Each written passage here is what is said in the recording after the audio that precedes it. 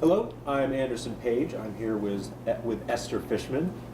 So can you please tell us your title in this community and what you do? Sure. I am called the recycling coordinator, sometimes the solid waste coordinator, sometimes the garbage queen. I have lots of titles like that. So I'm a citizen in Londonderry myself, and I've been to the transfer station many times, but I'm curious to know what the difference is from the Londonderry group versus the actual transfer station that we all go to. Right. So the Londonderry group serves 5 towns: Landgrove, Londonderry, Peru, Weston, and Windham. And the transfer station is a piece of the group. The group is responsible for more things than running the transfer station, and some of those things are running hazardous waste collections, having an online presence, outreach to all of the businesses and schools in the 5 towns, finding places for all of the materials that are banned from the landfill. So if we don't take them at the transfer station, we have to find places where people can dispose of those things within a certain number of miles from all of the towns. Gotcha. That's just some of the things that we're responsible for. I also write grants that help support the hazardous waste collections, which are pretty pricey. I send out proposals when we need services at the transfer station, like hauling or recycling. So what are the current framework and the current statutes and laws that you are existing in 2019?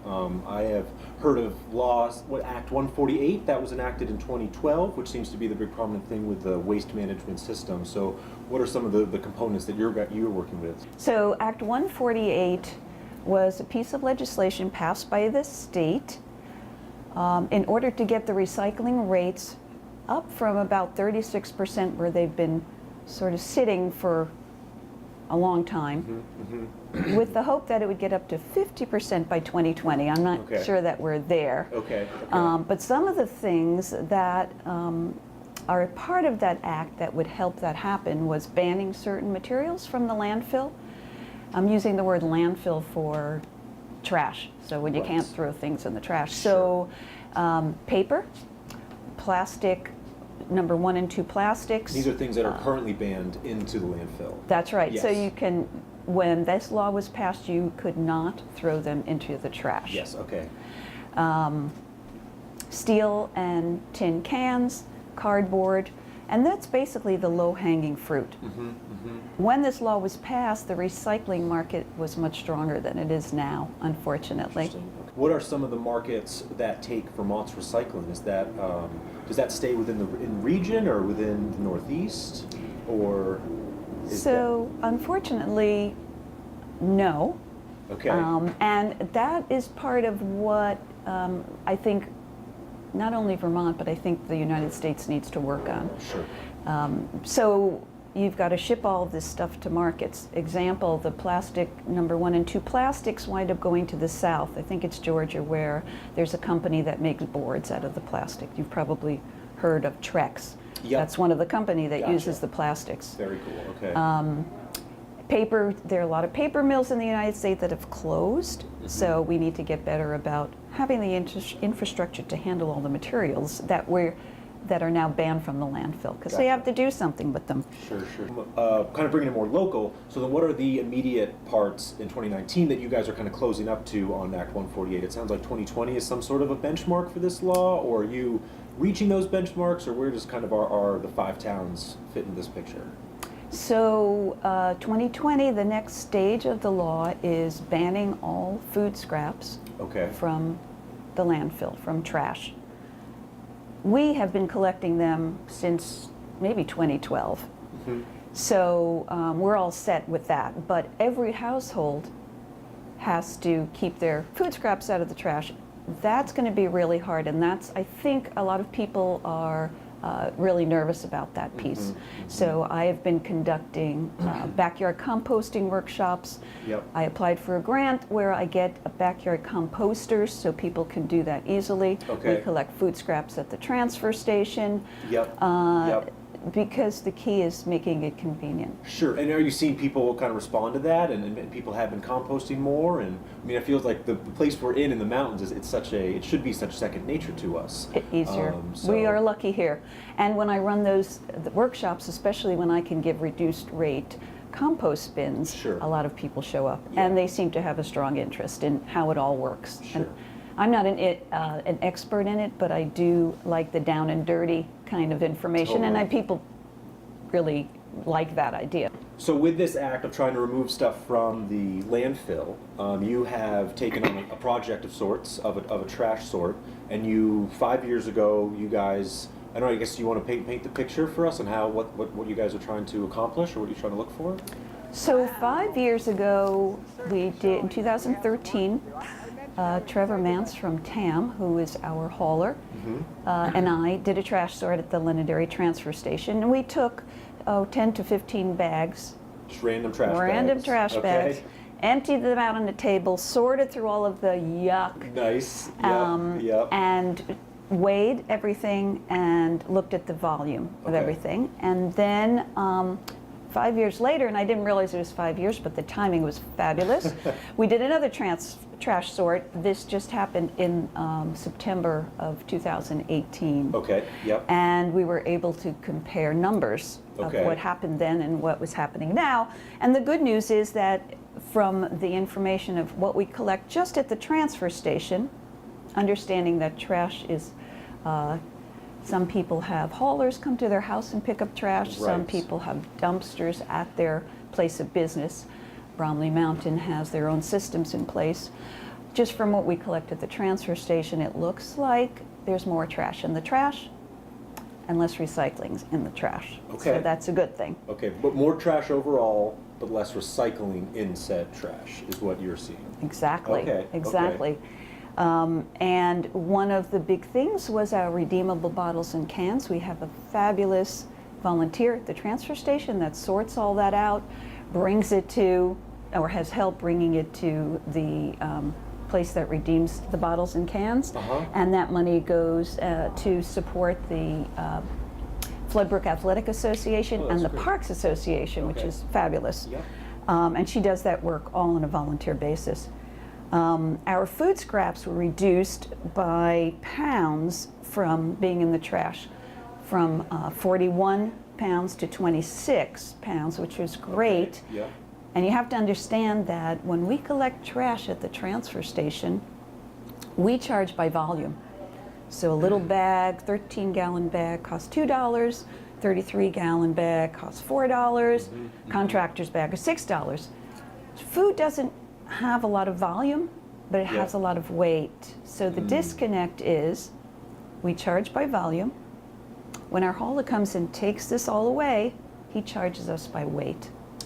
Interesting. Right. Okay. So people might not be paying a lot for putting their food scraps that kind of decomposes as they're collecting them and doesn't take up a lot of space.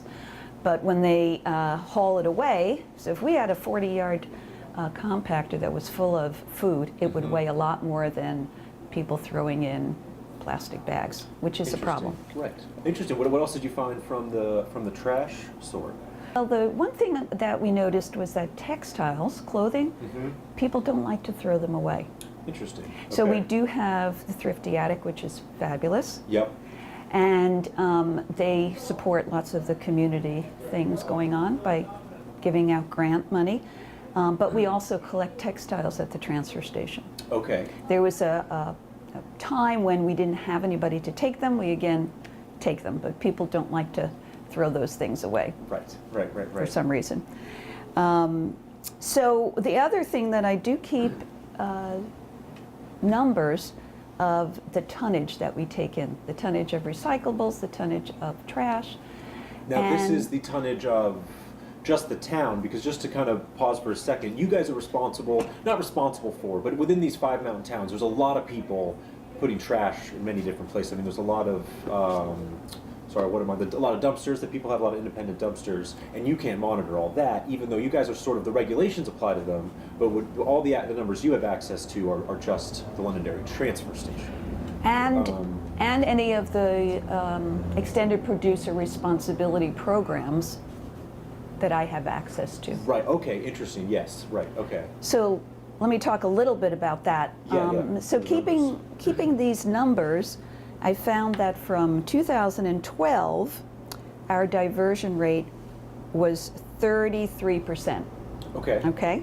So that's when that law first came into being. And what does diversion rate mean? Diverting trash, diverting stuff That from we don't- throwing in the garbage to recycling it or reusing it. Great. By 2018, that diversion rate went up to 46%. Oh, wow. So Okay. that's huge, and I think that's a little bit of an anomaly. I don't know why. The economy has some effect on it. When the economy is good, people tend to replace things more easily. Yep. But the other thing is that Act 148 had an effect on the numbers in that the things banned from the landfill were no longer being included in the tonnage of waste, right? Extended producer responsibility legislation says that manufacturers of certain products need to take responsibility for what happens to them at the end of their lives. So here in Vermont, we have been really progressive, and we have extended producer responsibility laws that take care of paint. So it used to be that, well, you couldn't throw oil paint in the trash. It was hazardous waste. Okay. But all of the acrylic paint, the latex paint, excuse me, could be dried and thrown in the trash. Now none of that is thrown in the trash. We collect it at the hazardous waste collections, but the umbrella organization, Paint Care, pays for that. So that's not a burden on the municipalities anymore. The other laws are fluorescent tubes and the compact fluorescent bulbs. Yep. And we don't take those at the transfer station, but part of my job is finding outlets for that stuff that can't be thrown away. Right. That's one of the things. An organization called Recall to Recycle, which Yep. takes all batteries, all, well, not car batteries, obviously, but under a certain weight. So all rechargeable batteries and the what they call primary batteries, they're the AA's, AAA's, DC's. We have outlets for those, not only at the transfer station and some of the town halls, the hardware store takes them. So whatever we don't take at the transfer station that's banned, Yep. I have to find places where people can dispose of those. Gotcha. We switched to dual stream recycling from what was called source separated. So Okay. at one point you had to we collected glass, Yep. tin and steel cans, In a separate container. Yes, gotcha. paper, Yeah. Okay. plastic containers, and when we switched to dual stream recycling, we made it so much more convenient that people were doing it more. Sure, totally. Yeah, it's easier at home. You don't have to have all of those containers. Yeah. And it is the future of recycling, because I've seen in some larger cities single stream. Is that going to be happening where it's the paper and everything in the bins? Is this too good to be true? But I've seen this in cities like Boston, where every home just has a blue container, and they put everything in. I'm just curious where that picture is. Obviously, it is very convenient how it is at the Londonderry transfer station, but I'm wondering what that kind of progression is. So single stream recycling is more convenient, obviously, but what we found, it became popular over the last, I don't know how many years, 5 years maybe, we found that there was more contaminants in it. So that what winds up at the end of the process, so our recycling goes to what's called a MRF, a materials recycling facility. Okay. There's multi-million-dollar machinery there that sorts our dual stream, sorts the single stream. With the single stream, there's a lot more contamination, and a lot more of that stuff, percentage-wise, Interesting. winds up in the trash. Oh, right. Right. So, Okay. and part of the reason we're in the pickle that we're in with recycling is because we were sending our recycling overseas to China and India. Those were the two big places. China said, we don't want to take your recycling anymore. There's too much garbage in it. They closed their door. Okay. India recently did that too. Interesting.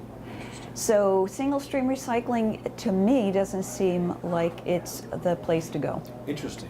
So maybe the place to go is to be more conscious citizens, it sounds like, and have a little bit more intentionality when you quote unquote throw stuff away, but there is no really throwing stuff away. It's more finding the appropriate home for every item that needs to then, you know, leave your house or your person. Exactly. So. To be more cognizant when you go out and you buy things Yep. like paint, buy what you need, buy what you're going to use. Mm-hmm. Don't have your gallons sitting in your basement and then have to bring it to a hazardous waste collection. Yep. When you buy food, be aware of what you're going to use and not throw away the rest. There are people who don't have enough food to eat. Sure. So yeah, I think you just be conscious of what you need and what you use. And it's interesting that and your job you're creating all these different buckets for people. And so half of it is not creating the buckets, but then also that PR aspect. Exactly. And I don't know if that's something for me. It's so much of like where to bring the thing when the electronics day is, and so much of it is almost like a big market. It's marketing and getting the word out, right, versus the actual logistics, which is also interesting. You're right. They are exactly right, and that's a big piece of it. Part of my responsibility is having a website present. Yep. Putting out press releases, going to talk to groups. So the website. On the website, we have an A to Z list, and you should take a look at it sometime because it talks about where you can get rid of just about everything. Okay. From your stove to batteries to your used clothing, your just about everything. Great. And on that website, there's a lot of information about when we're running electronics collections, when we have household hazardous waste collections, how you separate and what you could put together and what you need to, so we have our dual stream. We can take cans and bottles and number 3 through 7 plastics, and then you have your paper, and then you have your cardboard, and then you have your metal. So, it really tells you how to do everything and where you can put things. We also have this fabulous take it or leave it shed at the transfer station. Yes, okay.